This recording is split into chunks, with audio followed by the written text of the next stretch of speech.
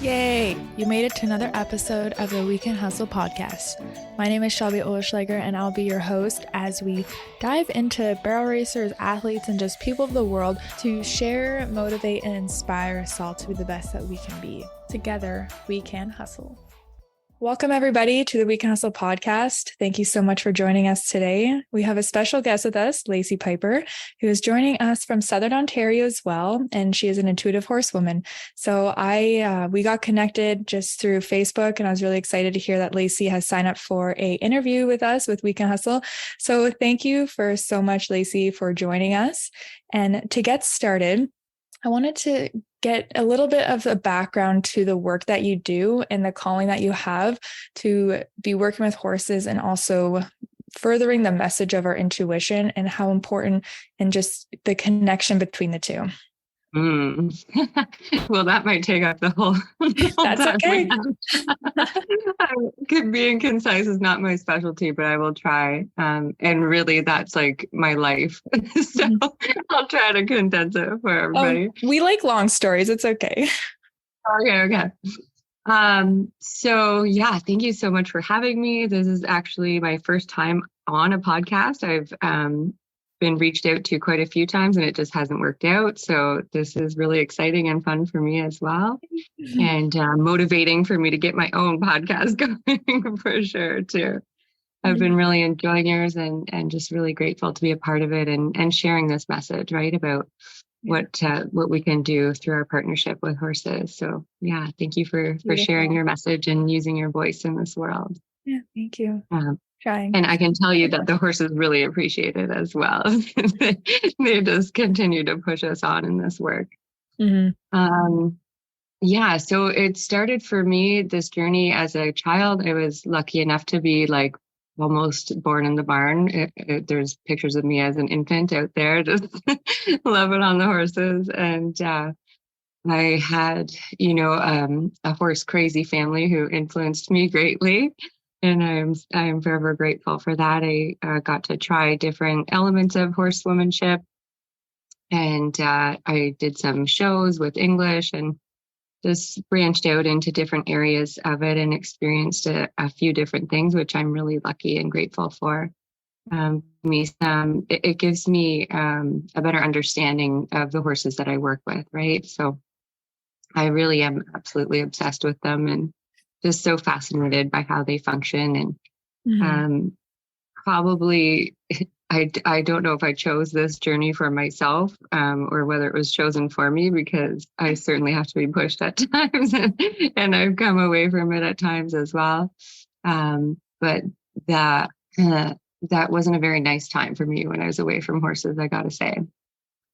So yeah, when I was about 6 years old, probably, I remember saying to my mom, I think I can hear the horses talking. Like, I can hear them. They're talking to me. And she didn't, judge me or anything. She was like, oh yeah, that's cool. Like but she didn't know how to help me, develop my gift or lean into it at all either.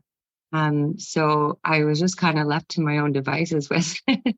And, we also had sled dogs. So we had about 80 dogs at one time, and always had the farm animals. And so I was always, out with the critters and in nature. I've just been deeply, intertwined with them since I was very, very young, always barefoot and just, always outside and just a wild woman right from the start. So it was quite the journey for me. I came away from the horses and I didn't have anyone else or know anyone else. We didn't have the internet back then to connect us all in this wonderful way, right? So I didn't know what to do with these gifts of mine. And we ended up having to sell our farm and my family kind of dispersed. My grandpa passed away and my parents split up and life just radically changed. And I found myself chasing boys and partying instead of ponies, and got myself into all kinds of trouble. But it's part of my journey and I'm really grateful for it at this point. And then I was lucky enough to come back to the horses, and they were these huge catalysts in helping me heal the trauma that I had incurred over those years, right? And so I found myself somehow divorced with 2 kids and living in the middle of nowhere. And I was lucky enough to connect with this place called South Algonquin Trails and was really able to develop my gifts there. She's just a magical wild woman herself and just holds incredible space for horses and humans. And so she really encouraged me and would help me get into courses. She took me to my first Reiki course and really introduced me to energy work, to be honest. And just, I spent a good 6 or 7 years there and was with the horses every moment, doing my own healing and also helping them with their healing. It was really a beautiful symbiotic journey. And as well as the land, as I say, I was in the middle of nowhere, so I had no distractions and I was just in the woods as much as possible. So there's just gorgeous, waterfalls and breathtaking things in Algonquin Park. So I was really, really always grateful for those years that I got to spend there and do that. And we would have at least over 30 horses in every summer, that were in and out and finding new homes and finding their purpose. So I got lots of experience with different breeds and types and personalities. And, they can even have very similar struggles to us with anxiety and, being neurodivergent and different things. So I really got exposed to a lot connected with so many different people in the horse world. Right. And just really developed myself more fully. And so I've been doing this work for over a decade now. It's crazy to think that, but it's been so fun. And even after all this time, my mind is continuously blown. Like every session, I'm just like, what's going to happen? Who knows? And something new is, arising all the time. And it never fails that as I'm moving through things or walking my clients through things, I have horses who are helping me recognize certain aspects and reflecting some really amazing insight for me. So it's quite the ride for sure. It really is. Just even what you said of like being mind blown. I find that as well, where it's like, wow, is this even real? Like, this is just so cool. Like, this is what I'm doing. I love this. And yeah, like you said, it's your journey. I want to circle back a little bit. Just what you said, like, obviously you've come such like full circle with your journey of leaving the horses and then finding them again. And I find that happens a lot with riders. They're involved in it at such a young age, and then they leave it for a while and they kind of lose themselves maybe in the process or whatnot. And so I'm curious what that was like for you when you kind of drifted away from it, and then also what brought you back and how important that journey was. Oh, vitally important for sure. I wouldn't wish it on anyone. The first word that comes to mind when you ask how it was like hell. It wasn't good. But it was necessary, right? Yeah. And I feel like it really gave me a level of compassion for for the horses and for humans, but also and also a greater understanding. I experienced so many things through that time in my life and different types of abuse and, addictions with myself and ways of coping, survival mechanisms, so many elements. I always think that experience is our greatest teacher. And so, we can get caught up in, getting certificates and diplomas, which I certainly have as well. But I really feel like we discount how great of a teacher life truly is, when we are being present throughout the experiences and reflecting on them, and using them to learn from. So yeah, I partied a lot. I was so fortunate to find recovery and get my life back on track with my children. And when I went back to college and we were able to do a 2-week placement. And so a lot of the people were going to like Costa Rica and doing all this cool stuff. But I had 2 little kids. And so I was like, well, I found this horse farm like that's close by. So that's what I want to do. And after about 2 weeks of planting peas and stuff in the garden in the rain, they offered me this field program, which stands for Facilitated Experiential Equine Learning, I believe. And that was really where I got introduced to working with the horses in this way, right? And in a healing capacity. I certainly had a lot to heal from. By that point in life, I had been in a very unhealthy relationship and a series of unhealthy relationships, and had certainly lots and lots of healing to do. Childhood stuff I had not dealt with, it just kind of all caught up with me, and so I was so grateful to come back to the horses. And I also, wasn't honoring myself or my gifts, right? So that can get kind of nasty. It can be a double-edged sword that way if you're not managing your energy and have a support even system and people who can kind of help you develop that. That is why I'm so passionate about sharing it and walking other people along, guiding on this journey, right? Yeah. Because I know what it's like to be without the guidance and the support. So does that answer your question? Yeah, definitely. And just what you said with going through those experiences, usually the harder ones give us the biggest lesson. And I like to call the lesson is the gem. So the experience happened, it was kind of garbage, but we can still take the gem from the experience. And it's like that little gem that we take, that we learn. It's like, that's what we can share. And that's what we can tell other people. And I do think that's so important, because I definitely have had my fair share of those lessons as well. And those are usually the ones where I'm like, wow, like if I'm feeling this, other people certainly are as well.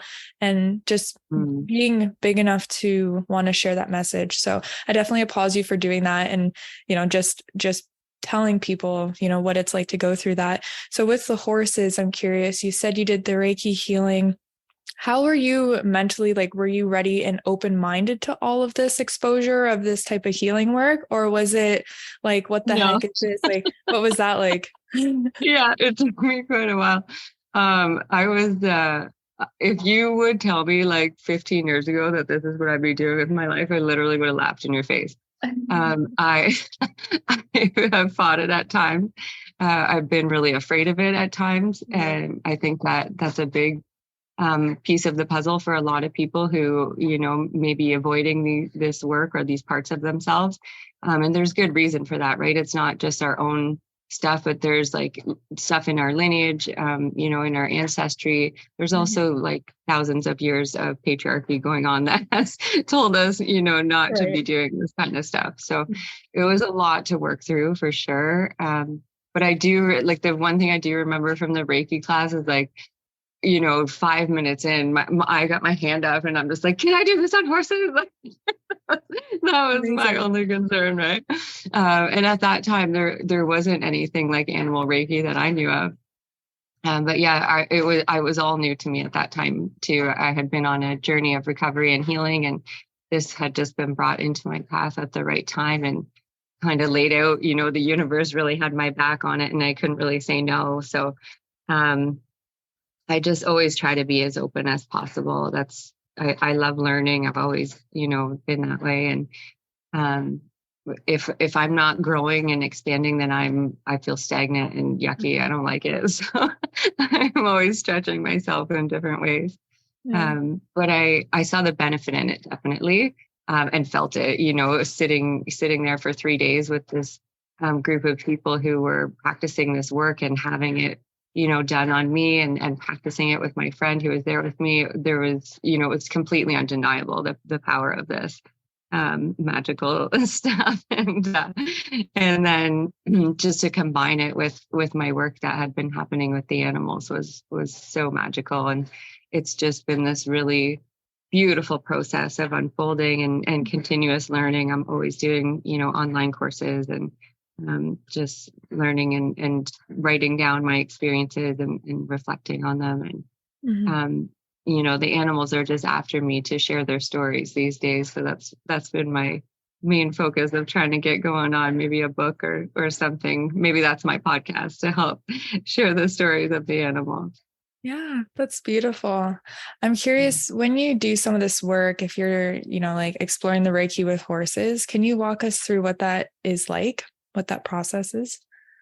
I can try. It's always different. So at this point, I have been very called to call my work is more shamanic at this point. Like I use a variety of different modalities with them, and I really dive deep with the horses that need that healing. So I'll keep them in my energy for a full moon cycle. So I'll welcome them in around the full moon or the new moon so that we can go through an entire cycle together and come back around to that. One, I do that out of respect, because when they have these deep, deep traumas and layers of healing, which these, problem horses, as they often get labeled, are really just suffering, right? And it's the same with children. They are so, so highly connected. And they're always swimming in our subconscious, like fish in the sea is one of my favorite quotes. And so often so much of what they're experiencing is being reflected for us and for our soul's growth as well. So I really love to work with the horse and the human on that level and connect them in that way, and just help, kind of understand what lies behind the message and the behavior, right? Where we often get kind of blinded by our own stuff and our own perceptions of things in our own horses. Sometimes it's very easy to see it in another relationship, but for ourselves it takes longer. And I'm the same with my horses. I can do something with somebody else's horse in 20 minutes. That's going to take me 2 years with my own, because I have my own lessons to learn through that process, right?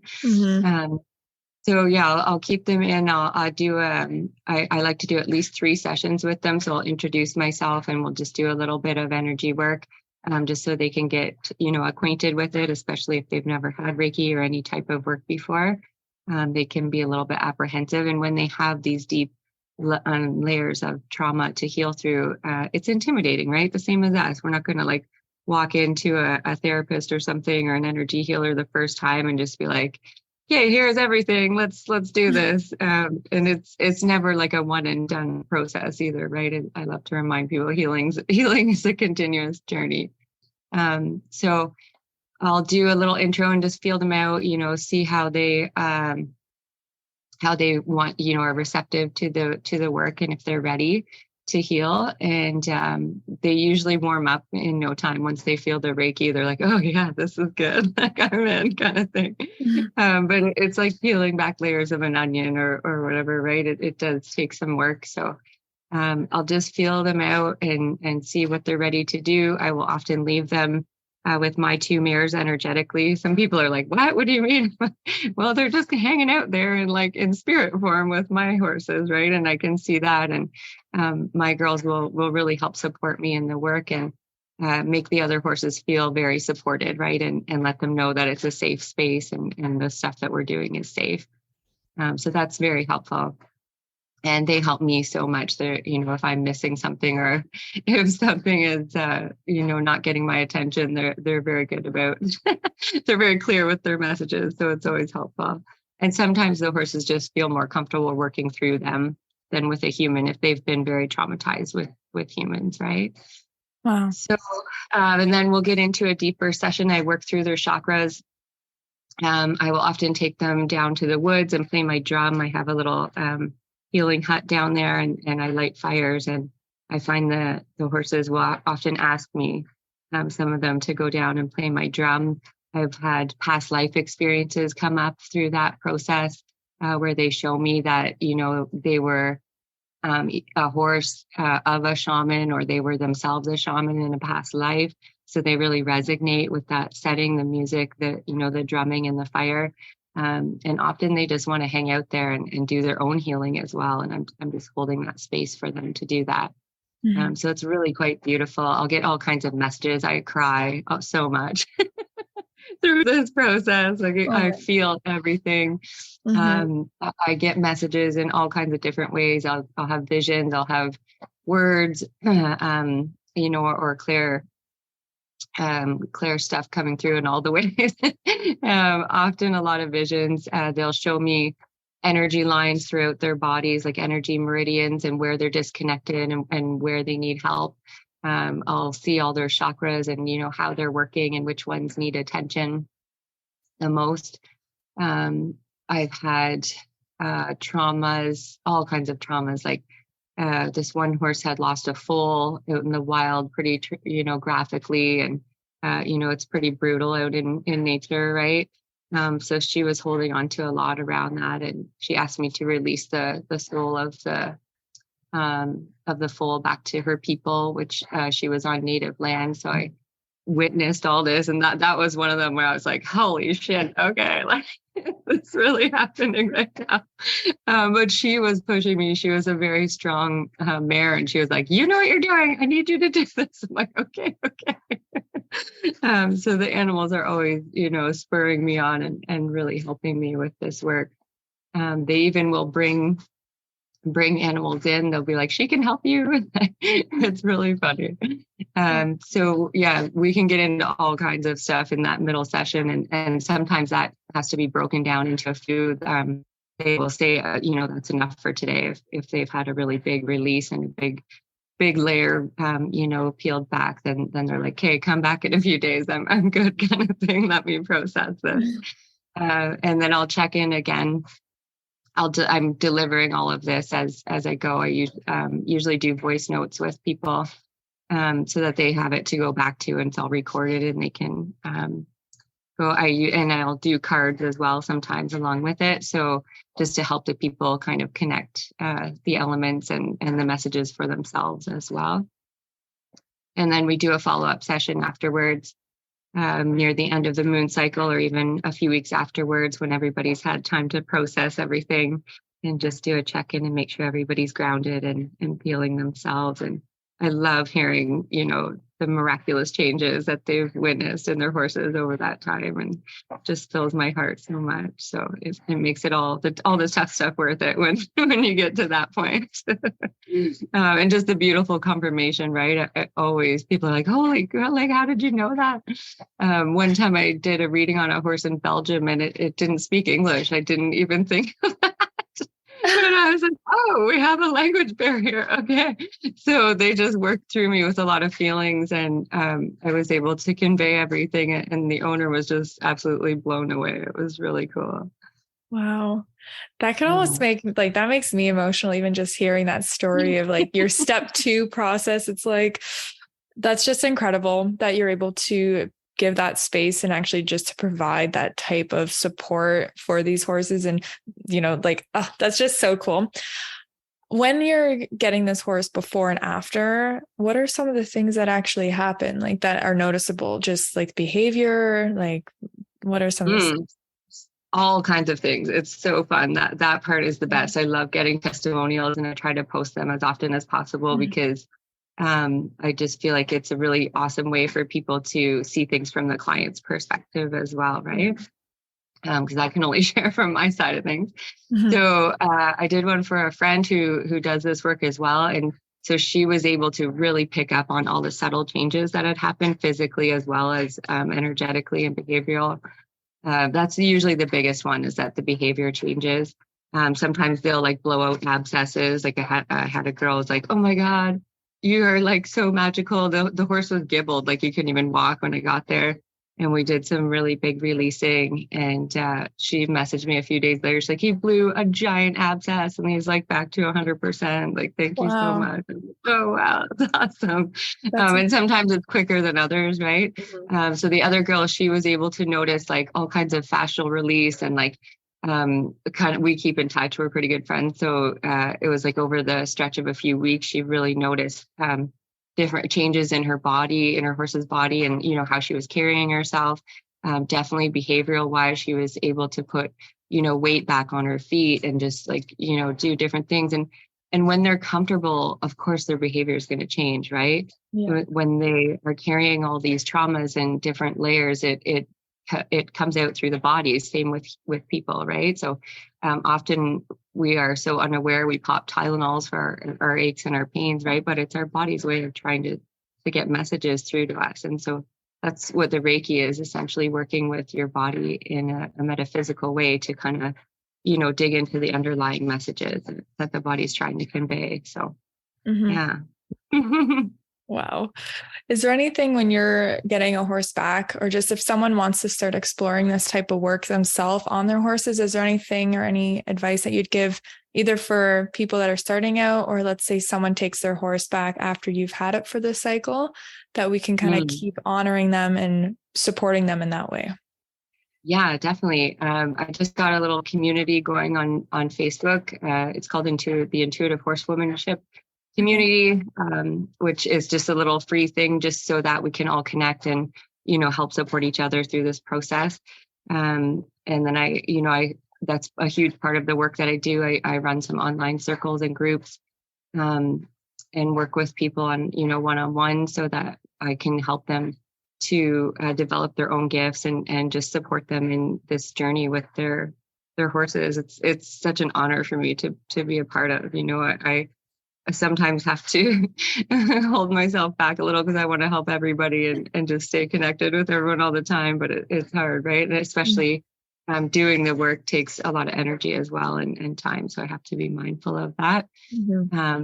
But yeah, I'm constantly sharing and look for whatever resources I can to help support people on this journey. Definitely. And there's so many other people doing it now too, which is amazing. Like when I started out, I felt so lonely in it. I was like, I don't know anybody who's into this.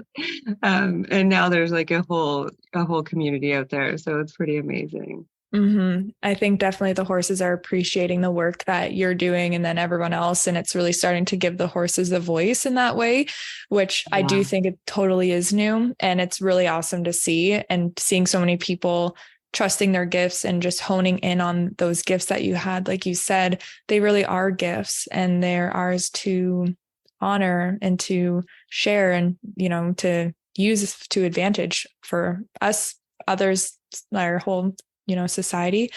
When you said your Facebook group is called Intuitive Horse Womanship, I know that you spell horsewoman a little differently. So can you tell us the reason behind that? Yeah, definitely. That was just coming forward for me as well. I was like, I should probably touch on that. So for me, really like honoring my womb space and my womanhood has been a huge part of my journey as well. I was very like a huge tomboy growing up. I had rejected my femininity really early on in life, a lot just for survival purposes, which I think a lot of women do. We get caught up in this hyper masculine mode because we think that's the only way to survive in the world, right? And we're kind of taught that as well. So that's been huge for me. And so I really love to support women in particular in this work. Connect them with their womb space, because that really is the home of our intuition. Not saying that men don't have access to that space as well. They hold that energetically, right? And they can certainly be very intuitive. I have 2 boys and another one on the way, and they're all very intuitive. But I just feel called to support women, in particular in this work. And so I was really being pushed by my guides to use the womb word in the Intuitive Horse Womanship and just honor that side of things, because it really is a female dominated industry at this point, and we're still calling it horsemanship, right? And so to me, I was kind of like, I don't know, that's not working for me anymore, and it just felt right in honoring this softer, more intuitive way of doing things, the evolutionary process of it really. And just bringing that aspect back into things felt really important. And I've done womb work with the horses as well, which is really, really cool. They kind of have been along this journey with us, right, through the patriarchy as well. So they have a lot of the same wounds and a lot of the same healing to do with women in particular. So it's been a huge part of it.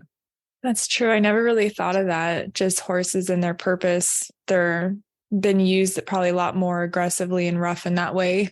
Right. So they if you put yourself in a horse's shoes, that's a mare, like what they've gone through.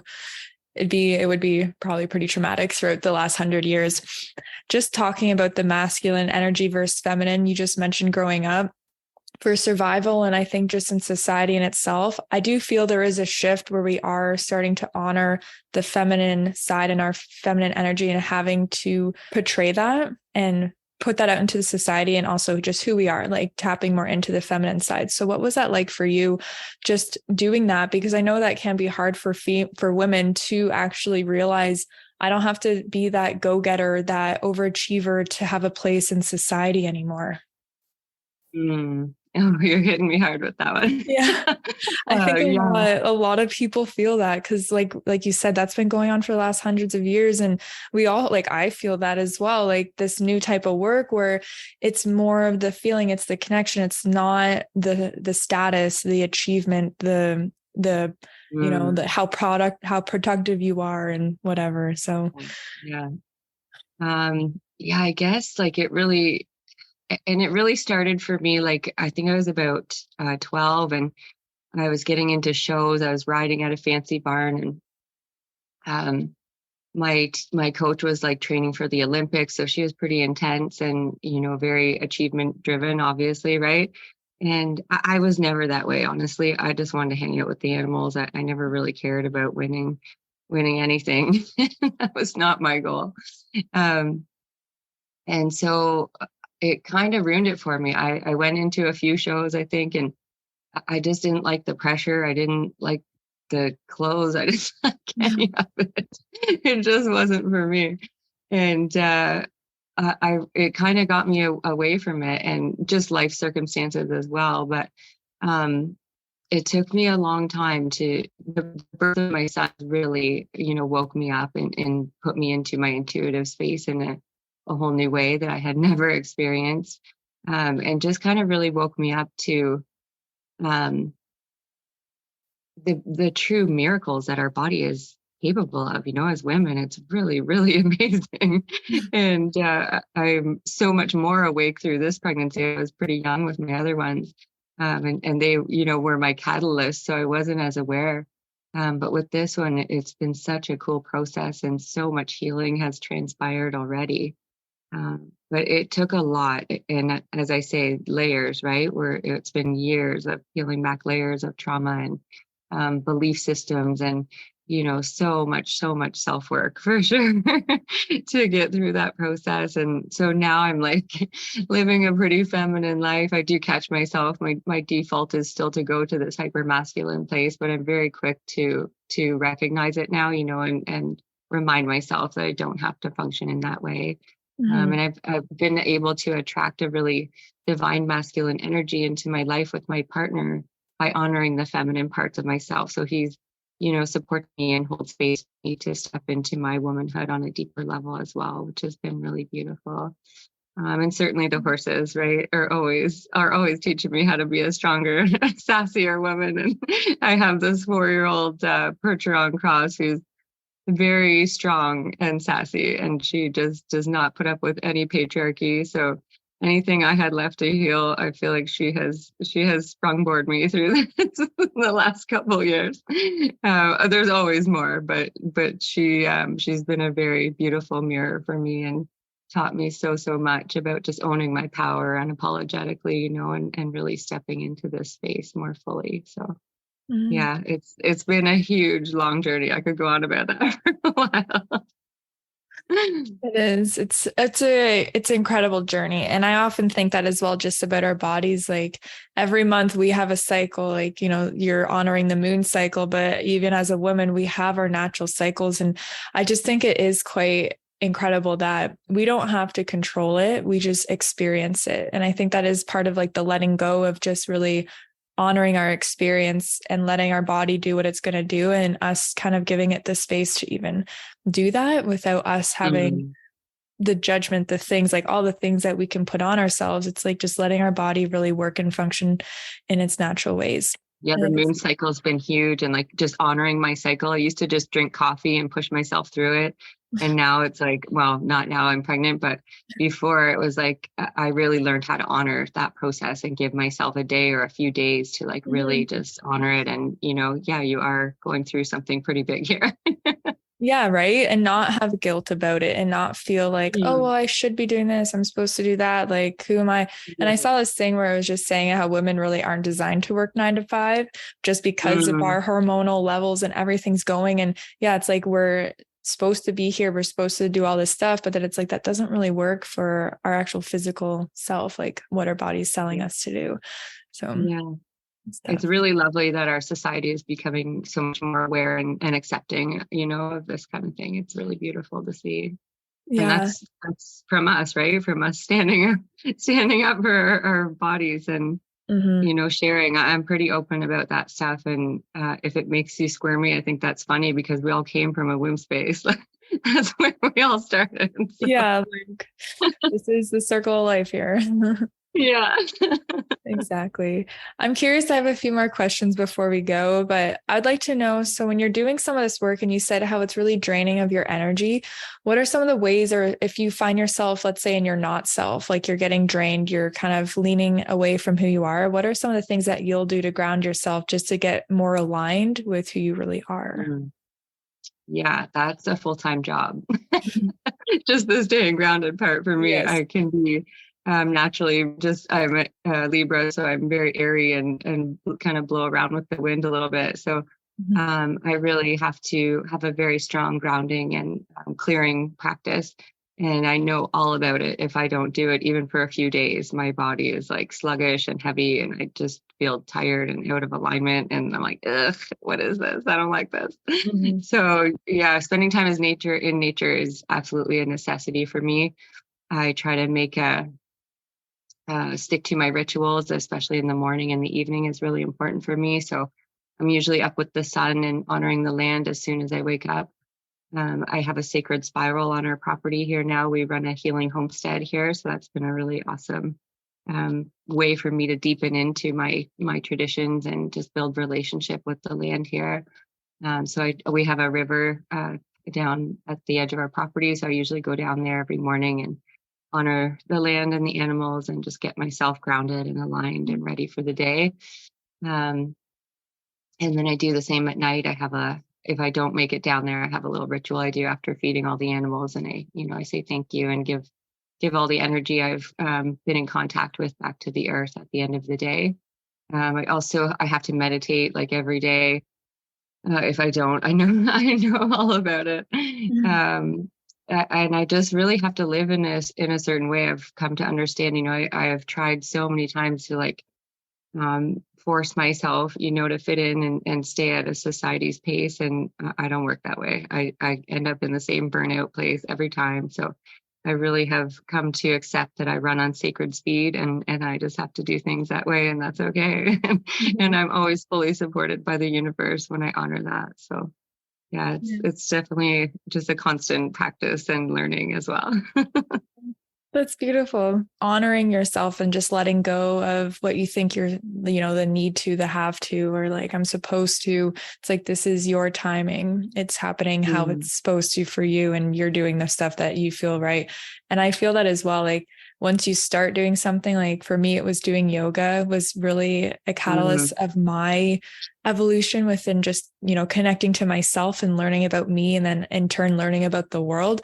And if I don't do it, same thing. It's like my body's just like, Shelby, please, like this is what you're supposed to do. Like you're not doing it. And then like my body's telling me something. And like you said earlier, just about taking pills, it's like you can try to numb these things, or you can actually honor it and like take the time to do it. And just taking that time and that space to let go and just to not have the, all the things around you. It's just like your own little bubble. So yeah. I love yoga too. Any movement medicine is awesome to me. I'll dance often, or just, move the emotions through your body, feel them, allow them. Yeah. It's all beautiful. Exactly. But yeah, I hope people listening will get an interesting perspective on this and learn a couple things like that they can start applying, or even if they want to work with you, get connected. And I personally, after hearing this, I'm like, man, I'm going to have to talk to you later about maybe working with one of my horses, because I'm like pretty interested and I'd love to see some of the adjustments and the changes or anything that you would see that I haven't been able to feel maybe. So yeah, I just want to ask one final question that I always like to ask. If there was one thing that you'd want to leave everyone knowing, one final piece of advice for everyone, horses, humans, whatever, what would it be? Oh, I'm getting emotional already. I'm just going to ask the horses to kind of use their voice through me for this part, especially. Okay. So I'm just kind of like tapping into the collective horse. They're just like, they're so ready to work with us on this level. And they have been so patient and waiting for us to catch up and get here and be open to this. So they are here for us. They're here for our soul's highest and greatest evolution. And they are always constantly trying to send us messages to help us through that process. And if we aren't hearing them, that's usually when we end up with these, quote unquote, behavioral problems, right? Because it's the same as like ignoring the dash lights in your vehicle. If you just turn the music up and pretend it's not there, the problem is only going to exacerbate, right? And then it turns into a bigger problem, and it's just this cycle of being ignored, right? So it's really kind of a similar process. And so they will often, be aggressive or unsettled or, just trying to get these messages to us in the only way they know how, right? In their horse form. And if we're not taking the time to tap into them on a deeper level and just sit with them, right? Just sit and try to clear your thoughts. You'd be amazed at what comes through. And I find often like so many of these horsewomen that I work with are already doing this, but they just lack the confidence and the trust. And that's really where I love to step in and encourage people and just guide them in developing that for themselves. And I always tell people, like, this is not weird. It was once very common that everybody could, communicate with animals. And we've just really come away from it. So I'm so glad that it's, coming back into the world and being accepted. And the horses are extra happy that we're ready to work with them on this level, and all of our creature teachers, right? Our dogs, our cats, they are all here to support us in this journey. So it's just really fun to work with them in that way and be open, but it does take some work as well. And it's not weird, everybody. This is normal. It's pretty common. I'm just, I've just spent a lot of time developing it. And so I'm happy to share that for sure. That's awesome. And I think a lot of us are really, I personally feel like that it's very exciting. And also just knowing that we have a lot more involved than what we think. It's for our soul's highest purpose. And we were given the gift of horses as well to use as a medium to connect to it. And I personally am always so grateful to have the horses in my life and knowing that they are here for my highest good. And they've given me, like, they literally have been my greatest teacher of all time. And we can use that for our advantage. Like, if we have access to horses, one, we're very privileged for that. And also we can use them in a way that is for both of us, that supports both of us in our journeys. And I think what you're doing is incredible. And I'm super excited. Like, I think it's so awesome. So for people listening and would like to connect with you, like, where can they find you? And if they want to connect, where can they get in contact? Oh, thank you so much. So I'm on Facebook under Lacey Piper.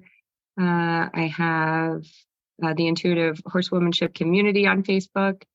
I have a little page on there for my Savage Daughter Designs, which is what I'm on Facebook, is at savage_daughter_design. And then we have the Homestead page as well, which is at Heathen Hearts Homestead, if you want to check out what we do here. And I have email, all that stuff. I recently use Facebook Messenger a lot for communication stuff, but I had to like shrink down because, oh my goodness, it's overwhelming to do this work on like 10 different apps and all communication. So I really had to scale back a tad and honor that. Perfect. So everyone, I'll have your links and everything available for everyone that wants to take a next step and work with you. They can do that there. I just want to say thank you again. I think on behalf of everyone listening, this has been a great conversation, and really happy to hear a little bit more about you and the work. And I'm sure our horses are here really thankful that we're sharing the messages for them. So thank you so much. Oh, thank you, sweetie. So honored to be here and share this with you and everybody listening.